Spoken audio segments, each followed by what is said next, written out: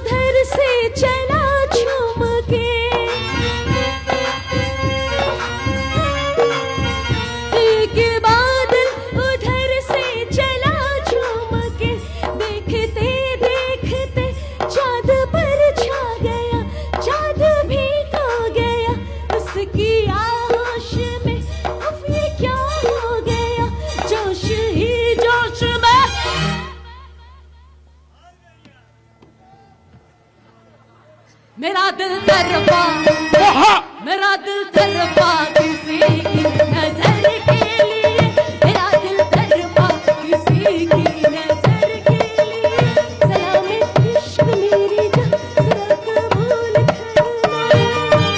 বাপরে বাপ, এই দেখো না, আমার কিন্তু হার্ট ফেল করেনি, বুকের ভেতর বন্দে ভারত দৌড়চ্ছে।